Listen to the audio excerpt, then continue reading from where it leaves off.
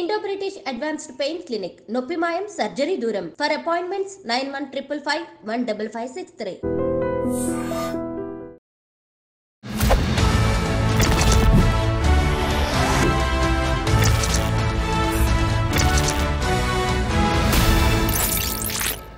అందరికీ నమస్కారం. నేను Swaroopa Potlapalli. Welcome to iDream. Allu Arjun episode రోజుకో మలుపు తిరుగుతోంది. ఆయన సమాజంలో పలుకుబడి కలిగిన వ్యక్తి అని, సాక్షులను, పిటిషనర్ ను కూడా ఇన్ఫ్లుయెన్స్ చేయగలిగిన స్థితిలో ఉన్నారని, ఆయనకు కోర్టు ఇచ్చిన మధ్యంతర బెయిల్ ను క్యాన్సిల్ చేయాలని పోలీసులు సుప్రీంకోర్టుకు వెళ్లే ఆలోచనలో ఉన్నట్టుగా తెలుస్తోంది. అలాగే శ్రీతేజ్ ఆరోగ్య పరిస్థితి మీద కూడా రకరకాలైన వార్తలు వస్తూ ఉన్నాయి. ప్రస్తుతం నాతో పాటు అడ్వకేట్ రమేష్ కడారి గారు ఉన్నారు. ఆయన ఇవాళ హాస్పిటల్ కు వెళ్లి శ్రీతేజ్ ను చూసి వచ్చారు. ఆ అబ్బాయి ఆరోగ్య పరిస్థితి ఎలా ఉంది అనేది కూడా లాయర్ గారికి తెలుసు. సార్ నమస్తే. నమస్తేనండి. మీరు ఇప్పుడు శ్రీతేజ్ దగ్గరికి హాస్పిటల్ కి వెళ్ళొచ్చారు కదా, బాబు ఆరోగ్య పరిస్థితి ఎలా ఉంది? సో ఈరోజు వెళ్ళింది శ్రీతేజ్ వాళ్ళ ఇంటికి. మీద ఇంటికి అంటే ఇల్లు శాలివాహన్ నగర్ లో ఉంటుంది. శ్రీతేజ్ వాళ్ళది near to my house only. అంటే యాక్చువల్గా శాలివాహన్ పార్క్ ఉంటుంది, పార్క్ దగ్గరనే. సో వాళ్ళ ఇంటికి వెళ్తే వాళ్ళ ఉన్నటువంటి పరిస్థితి, శ్రీతేజ్ వాళ్ళ పరిస్థితి ఎలా ఉంది, బాబు ఎలా ఉందో తెలుసుకుందామని మొన్న నుంచి చేసి అనుకుంటున్నాము. సో ఈరోజు వాళ్ళ ఇంటికి వెళ్ళినప్పుడు తెలిసింది ఏంటంటే, యాక్చువల్ ఆ బాబు హాస్పిటల్లో ఉన్నాడు. వాళ్ళ ఫాదర్ వాళ్ళు ఏమైనా ఉంటారనుకున్నాము. వాళ్ళ ఫాదర్ కూడా లేడు.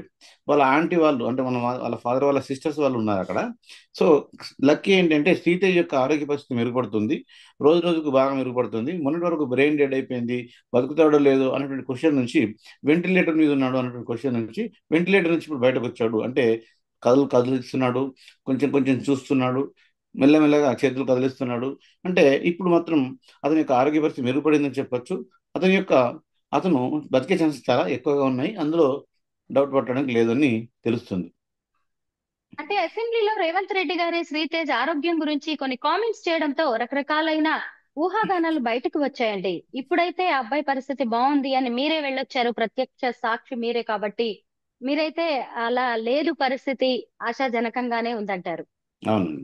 అయితే రేవంత్ రెడ్డి గారు ప్రభుత్వ పరంగా ఒక రెస్పాన్సిబిలిటీని గుర్తు చేశారండి.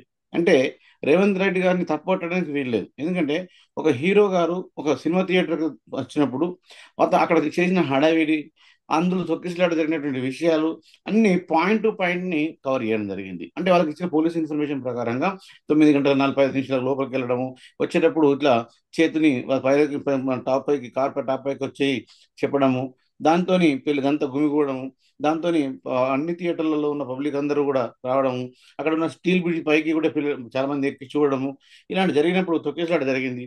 ఆ తొక్కిసలాట ఇన్సిడెంట్ లో ఎట్లా జరిగింది, ఆ లోపలికి వెళ్ళిన తర్వాత ఇక్కడ తన యొక్క శ్రీతేజ్ వాళ్ళ మదర్ చనిపోవడము, శ్రీతేజ్ యొక్క హాస్పిటల్ తీసుకుపోయి తీరును, ఆ ఇన్సిడెంట్ ని కళ్ళకద్దినట్టు చెప్పడం జరిగింది. దాంట్లో భాగంగా పోలీసు వారి యొక్క రెస్పాన్సిబిలిటీ ప్రకారంగా అల్లు అర్జున్కి వెళ్ళి లోపల ఇంటిమేషన్ చేశారు.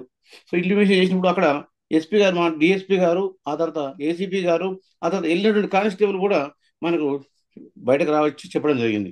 అంటే ఎన్నిసార్లు నేను వెళ్ళాను, ఏ టైంకి వెళ్ళాను అనేటువంటి కవరేజ్ ఫోటోల నుంచి కూడా బయటకు వచ్చేసినాయి. అంటే దీన్ని బట్టి మనం నమ్మాల్సిన విషయం ఏంటంటే, రేవంత్ గారు చెప్పిన విషయం అసెంబ్లీలో ఏదైతే ఉందో అది కరెక్ట్గా ఎవిడెన్స్తో సహా చెప్పాడు. అంటే దాంతోపాటు పబ్లిక్ యొక్క ప్రాణాలు, అంటే పీపుల్ యొక్క సాధారణమైన వ్యక్తుల యొక్క ప్రాణాలకు లెక్క లేదు. ఈ హీరోలకు వాళ్ళ కలెక్షన్సే అవసరము, ఈ హీరోలకు వాళ్ళ యొక్క టార్గెట్స్ అవసరము, 1000 కోట్లు, 100 కోట్లు, 1,00,000 కోట్లు, ఇలా కోట్ల గురించి మాట్లాడుతున్నారు. కానీ సాధారణమైన పీపుల్ చనిపోయినప్పుడు వారి పట్ల బాధ్యతాయుతంగా ఎలా ఉండాలి? ఫస్ట్ ఇక్కడ రేవంత్ రెడ్డి గారిని అప్రిషియేట్ చేయాల్సింది ఏంటంటే, బాధ్యతాయుతంగా ఉన్నట్లయితే మీకు ఇంత పెద్ద పనిష్మెంట్ పడేటివి కావు. సో మీరు బాధ్యతాయుతంగా లేరు అనేది గుర్తు చేయడం జరిగింది అసెంబ్లీ సాక్షిగా. అంతేకాకుండా అసెంబ్లీలో అతను చెప్పినప్పుడు బయటకు వచ్చిన తర్వాత కూడా మళ్ళీ టాప్ పైకి వచ్చి మళ్ళీ హ్యాండ్తో షేక్ చేయడం, ఊపడం, ఇలా చేయడం జరిగింది. అంటే ఈ విషయాలు తప్పట్టాల్సిన అవసరమే. మళ్ళీ ఎట్ ద సేమ్ టైం అతను బయటకు ఇంటర్వ్యూకి వచ్చి చెప్పేటప్పుడు ఏమంటున్నాడు, నేను బయటకు రాలేదు, అలాగనే పోలీసు వాళ్ళు ఎవరు ఇంటిమేషన్ చేయలేదు అని చెప్తున్నారు. అంటే ఇక్కడ లైవ్ వీడియోస్ ఉన్నప్పుడు అలా చెప్పడం అనేది కరెక్ట్ కాదు. సో ఎప్పుడైనా కానీ ఒక విషయం, ఒక హీరో అన్నప్పుడు సొసైటీకి మార్గదర్శకంగా ఉండాలి. అంతేగాని ఒకసారి ఓ హీరో మాట్లాడే విషయాలు తప్పులు అని నేను తెలుసుకున్న పబ్లిక్ నెక్స్ట్ టైం నమ్మడానికి చాలా ఇబ్బంది పడతారు. సో నమ్మడానికి వీలుగా ఉండవు. కాబట్టి ఎప్పుడైనా కానీ ఒక హీరో కానీ, ఒక సొసైటీలో ఫేమస్ పర్సన్ కానీ, ఒక వ్యక్తి కానీ ఎవరైనా ఉన్నప్పుడు దాన్ని పూర్తి బాధ్యతగా తీసుకొని కండోలెన్స్ తెలియజేసుకుంటూ నైతిక బాధ్యత వహించుకుంటూ వెంటనే రియాక్ట్ అయి ఉంటే ఇంత ఇష్యూ అయ్యేది కాదు. సో అక్కడ ఇష్యూ ఎందుకు జరగడానికి కారణం ఏంటంటే రేవంత్ రెడ్డి గారు ప్రజల యొక్క పబ్లిక్ తరఫు నుంచి నేనున్నాను, సో మీరు ఈ పబ్లిక్ ప్రాణాలను లెక్క చేయరా, సో పబ్లిక్ ప్రాణాలు అంటే మీకు లెక్కలేదా, మీ కలెక్షన్స్ మీకైనా అంటే ఒక సినిమా థియేటర్ నడవాలంటే ఒక హీరో గొప్పతనం ఉంటే సినిమా నడదండి. ఎట్టి పరిస్థితుల్లో ప్రభుత్వం యొక్క జోక్యం చేసుకోకపోతే ఏ సినిమా థియేటర్ కూడా కలెక్షన్స్ ఇవ్వదు. ఎందుకంటే హైకోర్టులోకి పర్మిషన్ కోసం వీళ్ళే ఈ సినిమా థియేటర్ వాళ్ళు వస్తారు. మేము ఆ రోజు కోర్టులో నేను కూడా ఉన్నాను ప్రత్యక్షంగా. పర్మిషన్ తీసుకునేటప్పుడు ఈ ప్రీ షోకు పర్మిషన్ తీసుకునేటప్పుడు టికెట్ల రేట్ కోసం పర్మిషన్ తీసుకున్నప్పుడు ఈ గవర్నమెంట్ అనుమతితో మాత్రమే పర్మిషన్స్ ఇస్తారు. గవర్నమెంట్ అనుమతి లేకుండా పర్మిషన్స్ రావు.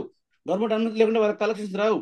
గవర్నమెంట్ అనుమతి లేకుండా వాళ్ళకు ఎవరు పట్టించుకోరు. సో గవర్నమెంట్ అనేది డైరెక్ట్ గా కాకుండా ఇండైరెక్ట్ గా చాలా సహకారం చేస్తుంది సినీ ఫీల్డ్కు, సినీ హీరోకు, సినిమాకు, సినిమాటాకీస్కు అందరికీ కూడా గవర్నమెంట్ సహకారం చేస్తుంది. కానీ ఈ గవర్నమెంట్ సహకరించిందని లెక్క చేయకుండా మేమే హీరోలము, మమ్మల్ని చూసి పబ్లిక్ వచ్చారు, మేము చేయడం వల్లనే కలెక్షన్లు 1000 కోట్లు వచ్చినాయి, 100 కోట్లు వచ్చినాయి, 200 కోట్లు వచ్చినాయి, 1000 కోట్లు వచ్చినాయి అని చెప్పుకుంటున్నారు. అది కాదండి. గవర్నమెంట్ యొక్క సపోర్ట్ లేకుండా ఒక్క క్షణం కూడా ముందుకు నడవదిపించారు. ఈ తెలంగాణ ఇండస్ట్రీ బాగుంది అంటే గవర్నమెంట్ సపోర్టు చాలా బాగుంది అని అర్థం. సో కాబట్టి ఎక్కడ చూసినా గవర్నమెంట్ అనే సపోర్ట్ ఉంటేనే చేస్తుంది. కానీ గవర్నమెంట్ పట్ల కూడా అదే హీరోలు రెస్పాన్సిబిలిటీ ఉండాలా, పబ్లిక్ల పట్ల రెస్పాన్సిబిలిటీ ఉండాలా, పబ్లిక్ ప్రాణాల పట్ల రెస్పాన్సిబిలిటీ ఉండాలా. సో ఎప్పుడైతే అట్లా రెస్పాన్సిబిలిటీ ఉంటారో అప్పుడే అది సమతుల్యంగా జరుగుతుంది. అంతేగాని మేము హీరోలము, మేము చెప్పినట్టు ఉంటుంది, పబ్లిక్ ప్రాణాలు మాకు లెక్కలేవు అని లైట్గా తీసుకొని ఆ పబ్లిక్ ప్రాణాల మీద కూడా కొందరు బిజినెస్ చేసే వాళ్ళు ఉన్నారండి. అలాంటివి జరిగేది చాలా సార్లు ఉంటాయి. అట్లాంటప్పుడు ఈ ప్రభుత్వం జోక్యం చేసుకోక తప్పదు. సో అందుకే అసెంబ్లీలో ఈ యొక్క రేవంత్ రెడ్డి గారు జోక్యం తీసుకొని బాధ్యత తీసుకోవడం వల్లనే ఈ ఇష్యూ అరెస్ట్ దాకా వచ్చింది.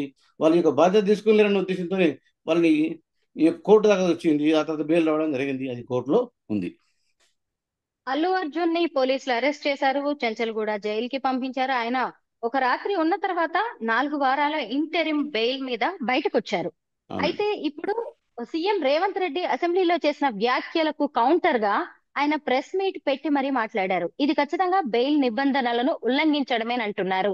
మీరేమంటారు దీని మీద? దానికోసమే ఈ రోజే కోర్టులో బెయిల్ యొక్క క్యాన్సిలేషన్ ఆఫ్ బెయిల్ వేయడం జరిగిందండి. కాకపోతే దానికి 30వ తారీఖు నాకు వాయిదా పడ్డది. సో ఆ బెయిల్ అనేది వినడానికి ఈరోజు 22 కోర్టులో జడ్జి గారు ఆబ్సెంట్ ఉన్నారు.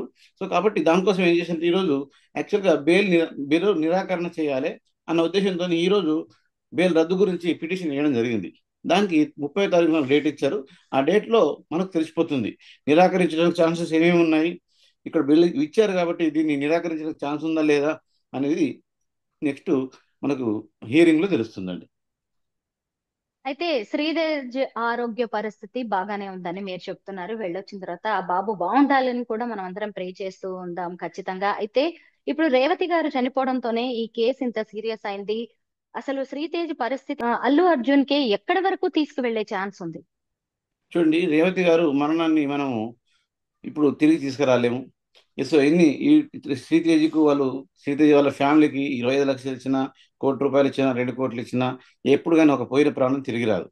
సో ఆ పోయిన ప్రాణం గురించి మనము క్యాలిక్యులేషన్స్ చేయడం కంటే దానికి గవర్నమెంట్ కూడా, సో కోమటిరెడ్డి వెంకటరెడ్డి గారు కూడా 25 lakhs రూపీస్ వాళ్ళ కుటుంబానికి సహకరించి వాళ్ళ యొక్క హుందాతనము, గొప్పతనము నిరూపించుకున్నారు. అలాగే ఈ యొక్క కోర్టు వీరు కూడా 25 lakhs ఇచ్చారు. ఆ తర్వాత ఇప్పుడు మీటింగ్ లో కూడా మేము వారి కోసం ఒక ట్రస్ట్ ఏర్పాటు చేస్తాము అని అంటున్నారు. సో అది ఎంతవరకు నిజమవుతుందో ఎంతవరకు కాదో తెలియదు.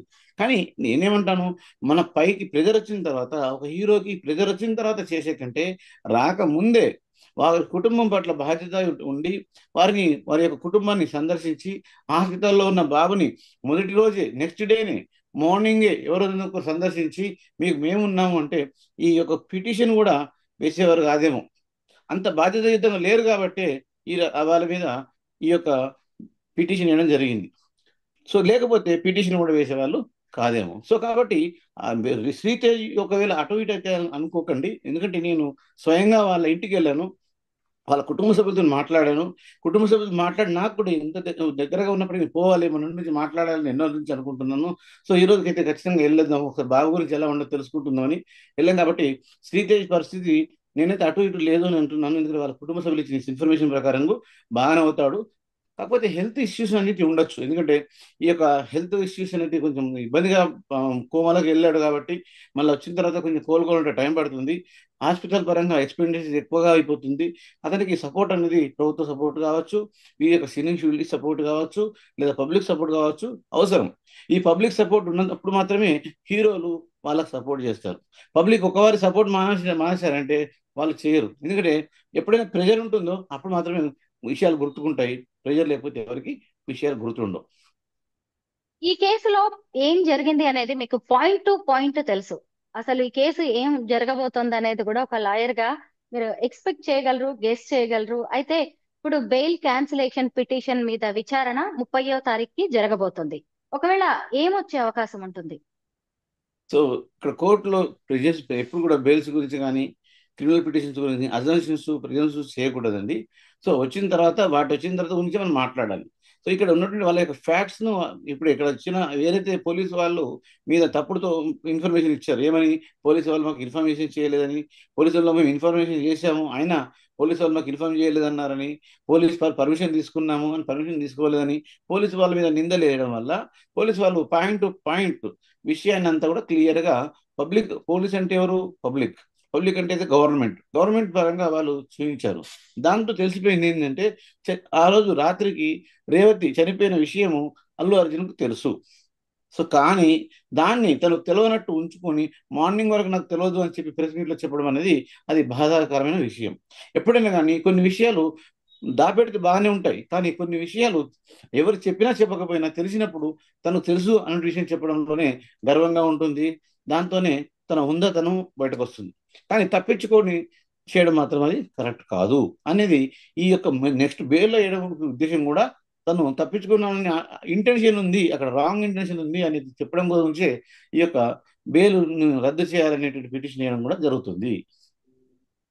ఇప్పుడు పోలీసులు మాట్లాడారు ఈ కేసు మీద. సివి ఆనంద్ కావచ్చు, ఆ రోజు డ్యూటీలో ఉన్న ఎస్ఐ గారు, ఇంకా వేర్వేరు పోలీసులు దీని గురించి మాట్లాడారు ఈ ఇన్సిడెంట్ వరకు. కానీ 2 నెలల క్రితం అవినీతి ఆరోపణలతో సస్పెండ్ అయిన ఏసీపీ విష్ణుమూర్తి గారు ఈ కేసు మీద ప్రెస్ మీట్ పెట్టి మరి ఎందుకు రెస్పాండ్ అవ్వాల్సి వచ్చిందంటారు? చూడండి ఎట్లా ఉంటుంది అంటే కొన్ని విషయాలు తన విషయం వచ్చినప్పుడు మాత్రమే పక్కన ఉంటారు, వేరే విషయాలు మాట్లాడడానికి ఎవరికైనా ముందుకు రావాలనిపిస్తుంది. అంతే. ఈ ఉద్దేశంలో ఏంటంటే ఇప్పుడు ఇన్ని రోజుల దాకా కామ్గా ఉన్నప్పుడు వ్యక్తి మాట్లాడడానికి వచ్చాడు అంటే ఏంటంటే నేను కూడా పబ్లిక్ లో ఉన్నాను, పబ్లిక్ విషయాలు పట్టించుకుంటున్నాను, నేను ఒక రెస్పాన్సిబిలిటీ పర్సన్ని ఈ సొసైటీలో ఎలాంటి రెస్పాన్సిబిలిటీగా వ్యవహరిస్తున్నానని తన గురించి చెప్పడం గురించి మాత్రమే అలా బయటకు వస్తారండి. అయితే ఇప్పుడు ఈ కేసు అంతా చూసినప్పుడు రాజకీయ రంగు పులుముకున్నట్టుగా కూడా మనకి వాదనలు వినిపిస్తున్నాయి. ముఖ్యంగా ఈ అల్లు అర్జున్ అనే వ్యక్తి కేటీఆర్ డైరెక్షన్ లో నడుస్తున్నారు. అందుకే బీఆర్ఎస్ నేతలు ఆయనకంత సపోర్ట్ చేస్తున్నారని కాంగ్రెస్ నేతలు ఆరోపిస్తున్నారు. ఒకవేళ అలా జరిగే ఛాన్స్ ఉందా? సో బీఆర్ఎస్ వారికి సినిమా వారితో సత్సంబంధాలు ఉన్నాయనేది వాస్తవం అండి. ఇప్పుడే కాదు, కేటీఆర్ ప్రభుత్వం ఉన్నప్పుడు, కేసీఆర్ ప్రభుత్వం ఉన్నప్పుడు ఈ యొక్క సినిమా ఇండస్ట్రీస్తో ఎక్కువ సంబంధాలు కలిగిన వాళ్ళ పార్టీయే బీఆర్ఎస్ పార్టీ. కాబట్టి బీఆర్ఎస్ పార్టీ 2 రకాలుగా వాడుకుంటుంది. ఒకటి ఏంటంటే ఈ యొక్క ఇష్యూను ప్రభుత్వ వ్యతిరేకంగా, ప్రభుత్వ హత్యగా చేర్చాలనే ఉద్దేశంతో బీఆర్ఎస్ పార్టీ వీళ్ళ మీద రుద్దాలనే ఉద్దేశంతో ఆ యొక్క అల్లు అర్జున్ సేఫ్ చేయాలనే ఉద్దేశంతో మాత్రం చేస్తుంది. ఇదే కాంగ్రెస్ ప్రభుత్వం అల్లు అర్జున్కి రక్షించడం కోసము బీఆర్ఎస్ తప్పుతో బట్టి వాళ్ళు కావాలని చేస్తున్నారని చెప్పి వీళ్ళు చెప్పడం జరుగుతుంది. అంటే ఇక్కడ విషయం ఏంటంటే రాజకీయాలల్లో ఒకరు నిందించుకోవడము, దూషించుకోవడము, సమయస్ఫూర్తిగా వ్యవహరించుకోవడము, ఆ సమయాన్ని తన కోసం వాడుకోవడం అనేది సహజం. కాబట్టి ఈ బీఆర్ఎస్ నాయకుల పైన కాంగ్రెస్ వారి పైన బీఆర్ఎస్ నాయకులు ఎంత చేసినా అక్కడ ఉన్న ఫ్యాక్ట్ అనేది ఏంటి, ఆ ఫ్యాక్ట్ జరిగినటువంటి న్యాయం ఏంటిది, ఆ ఫ్యాక్ట్ ఇష్యూకు జరిగినటువంటి రిలీఫ్ ఏంటి, దాన్ని ముఖ్య ఉద్దేశంతో చూడాలి. కానీ బీఆర్ఎస్ వారు అన్నారని, కాంగ్రెస్ వారు అన్నారని దీన్ని దృష్టిలో పెట్టుకొని మనం ఎప్పుడు కూడా చూడకూడదు. అక్కడ జరిగినటువంటి ఈ యొక్క ఇన్సిడెంట్, అక్కడ జరిగినటువంటి యాక్సిడెంట్, ఆ రేవతి గారు చనిపోయినటువంటి ఇష్యూ ఏ విధంగా జరిగింది, దానికి నిజమైన కారకులు ఎవరు, 105 సెక్షన్ కింద పెట్టారు. So homicide not culpable homicide not intention to murder అనేది 105 అనేది అక్కడ క్లియర్గా కనబడుతుంది. There is no intention to murder her Revathi, but the culpable homicide is there. So 105 section clause one పెట్టడానికి కారణము అదొకటే. అక్కడ 118 సెక్షన్ పెట్టడానికి కారణం కూడా ఏంటిది, హెవీగా గ్రూప్ పబ్లిక్ అక్కడ గ్యాదరింగ్ అయ్యారు. ఆ గ్యాదరింగ్ కావడానికి కారణం కూడా అల్లు అర్జునే. సో అతను అందులో వచ్చేటప్పుడు ఇంటిమేషన్ ఇచ్చేసి ఉండు, లేకుంటే సినిమా థియేటర్ స్టార్ట్ అయిన తర్వాత వచ్చున్నా, టైం కొంచెం మార్చుకొని వచ్చున్నా, అప్పుడు ఇంత పెద్ద ఇష్యూ జరిగేది కాదు. కావాలని ఆ టైంకి వచ్చి పబ్లిక్ అందరితో గ్యాదరింగ్ చూడాలని, గ్యాదరింగ్ చేయాలని, వాళ్ళని ప్రోత్సహించాలని, ఎంకరేజ్ చేయాలని, వాళ్ళతోని సో తన సక్సెస్ మీట్ని పార్టిసిపేట్ చేయాలని ఉద్దేశంతో ఇంటెన్షన్గా వచ్చాడు అన్న ఇంటెన్షన్ ఈరోజు కేసులో కూడా అతన్ని రెస్పాన్సిబిలిటీ పర్సన్గా చేసింది, అతన్ని విక్టిమ్గా చేసింది. 11th ఈ యొక్క అతను 11 సో ఉన్నాడు, A11 ఉన్నాడు, అక్యూజన్ నెంబర్ 11 అనమాట. సో కాబట్టి ఇది కారణం ఏంటిది, అక్కడ టైమింగ్ మార్చుకొని వచ్చి ఉన్నా, సో కార్ టాప్ పైకి రాకపోయి ఉన్నా, లేదా కొంచెం ముందుగా వచ్చి చూసుకుని వెళ్ళిపోయినా, గ్యాదరింగ్ టైం కాకుండా ఉన్నా, అది A11 బాధ్యత, అక్యూజ్ 11గా వచ్చేవాడు కాదు. సో కాబట్టి ఇక్కడ ప్రభుత్వాలు ఏం మాట్లాడుకున్నా, అక్కడ జరిగినటువంటి ఇన్సిడెంట్ ఏంటిది, దానికి జరిగిన పనిష్మెంట్ ఏంటి, మన భారతీయ న్యాయ సంహిత చట్టాలు ఏదున్నాయో అవి చాలా స్ట్రిక్ట్గానే ఉన్నాయి. వాటి పరంగా పనిష్మెంట్లు కూడా చాలా స్ట్రిక్ట్గానే ఉంటాయి. కాకపోతే అందులో ఉన్న రిలీఫ్లు ఏంటో దాన్ని తప్పుతో పట్టించకుండా చూసుకోవాలి. అసెంబ్లీలోనే రేవంత్ రెడ్డి గారు అన్నారు, ఈ ఈ కేసు విషయంలో మాత్రం ఖచ్చితంగా అతను రూల్స్ బ్రేక్ చేశారు, చట్టం తన పని తాను చేసుకుపోతుంది అని. ఇంకొక వైపు చూస్తే ఈ కేసు మొత్తంలో కూడా అల్లు అర్జున్ ని మాత్రమే దోషిగా చూపిస్తున్నారు, అతన్నే టార్గెట్ చేస్తున్నారు అనే వాదనలు కూడా వినిపిస్తున్నాయి. అంటే చట్టం తన పని తాను చేసుకుపోతుందంటే ఏమంటారు?